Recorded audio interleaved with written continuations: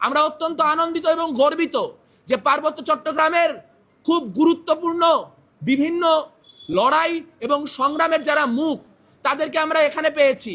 সেখানে আমরা যেমন চাকমা জাতিসত্তার একজন মানুষ আমাদের পর্ষদে আছেন, মারমা জাতিসত্তার একজন মানুষ আমাদের পর্ষদে আছেন, ত্রিপুরা জাতিসত্তার মানুষ আমাদের পর্ষদে আছেন, যারা বিভিন্ন জায়গায়, আমি আশা করব আপনারা যাদের যাদের পর্ষদেই বা যাদের যাদের প্যানেলেই হচ্ছে পার্বত্য চট্টগ্রামের এই নৃগোষ্ঠীগুলি থেকে আসা প্রতিনিধি রয়েছে, আপনারা তাদেরকে স্পষ্ট করে জিজ্ঞেস করবেন তারা কি তাদের প্যানেলে উপজাতি হিসেবে আছেন নাকি আদিবাসী হিসেবে আছেন।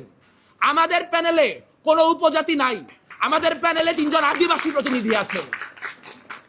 আপনারা জানেন আমাদের ক্যাম্পাসের একটি বড় সমস্যা হচ্ছে এই ক্যাম্পাস যারা ডিফারেন্টলি এবল, যারা নানান রকম শারীরিক প্রতিবন্ধকতার মধ্যে দিয়ে যান, তাদের জন্য উপযুক্ত নয়।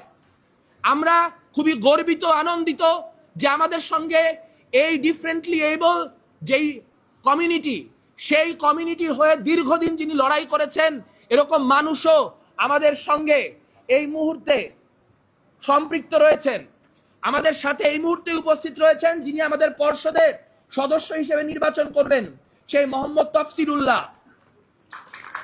আপনারা জানেন এই ক্যাম্পাসে মানুষ ছাড়াও প্রচুর প্রাণীর বসবাস। দুঃখজনক হচ্ছে যেহেতু সেই প্রাণীরা ভোট দিতে পারে না, কাজে সেই প্রাণীদের বিষয়ে কারো কোনো কনসার্ন নেই। কিন্তু যেই মানুষগুলি দীর্ঘদিন ধরে এখানে অ্যানিম্যাল ওয়েলফেয়ারের জন্য গুরুত্বপূর্ণ ভূমিকা রেখেছেন, যারা দীর্ঘদিন এই ক্যাম্পাসে যে অ্যানিম্যাল ওয়েলফেয়ার, সেই অ্যানিম্যাল ওয়েলফেয়ারের জন্য প্রশাসনের সঙ্গে প্রয়োজনে সংঘর্ষে গিয়েছেন, প্রয়োজনে প্রশাসনের সঙ্গে প্রতিরোধ গড়ে তুলেছেন, সেরকম 2 জন মুখ, একজন হচ্ছেন আমাদের রাহানুমা আহমেদ নিরেট, যিনি সদস্য পদে আমাদের সাথে নির্বাচন করবেন, এবং আরেকজন যিনিও সদস্য পদে আমাদের সঙ্গে নির্বাচন করবেন সেই